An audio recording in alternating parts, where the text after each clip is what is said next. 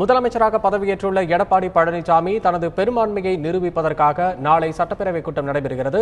இதையடுத்து சட்டப்பேரவை வளாகம் மற்றும் தலைமைச் செயலகம் பகுதியில் பலத்த போலீஸ் பாதுகாப்பு போடப்பட்டுள்ளது.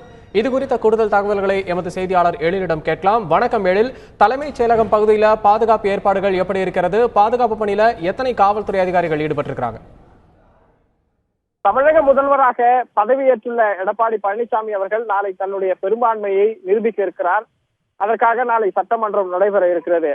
இந்த நிகழ்வை அடுத்து நாளை மிக பலத்த பாதுகாப்பு ஏற்பாடுகளை செய்வதற்காக போலீசார் ஆலோசனை நடத்தி அதற்கான திட்டமிட்டிருக்கிறார்கள். நாளை மட்டும் அந்த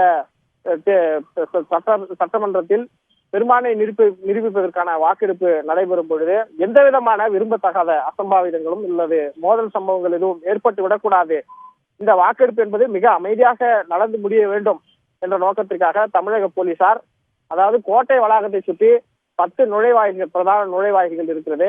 அந்த 10 நுழைவாயில்களில் ஒரு நுழைவாயில் என்பது அடைத்தே வைக்கப்பட்டிருக்கிறோம்.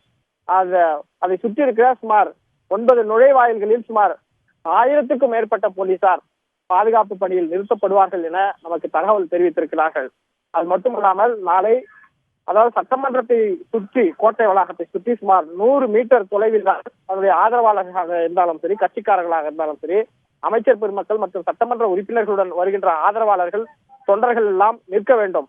யாரும் கோட்டை வளாகத்திற்குள் அனுமதிக்கப்பட மாட்டார்கள் என காவல்துறை தெளிவாக தெரிவித்திருக்கிறது. அது மட்டுமல்லாமல் ஒரு சட்டமன்ற உறுப்பினர் கோட்டை வளாகத்திற்குள் நுழையும் போது அவருடன் ஒரு ஓட்டுநர் மட்டுமே வருவதற்கு அனுமதிக்கப்படுவார்கள். அந்த ஓட்டுநரும் வந்து அவர் பார்க்கிங்கில் தன்னுடைய வாகனத்தை எடுத்து சென்று நிறுத்திவிட வேண்டும். அவர் பார்க்கிங்கிலே தான் நிற்க வேண்டும்.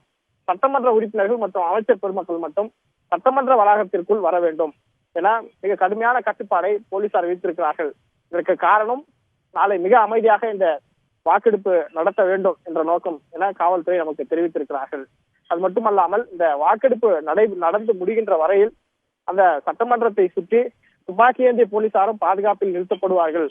அது மட்டுமல்லாமல் தற்போது 1000 போலீசார் அந்த 10 நுழைவாயில்களில் நிறுத்தப்பட இருக்கிறார்கள். தேவைக்கேற்ப அவர்களுடைய எண்ணிக்கை அதிகப்படுத்துவதற்கான வாய்ப்பும் இருக்கிறது என அவர்கள் நமக்கு தகவலை தெரிவித்திருக்கிறார்கள்.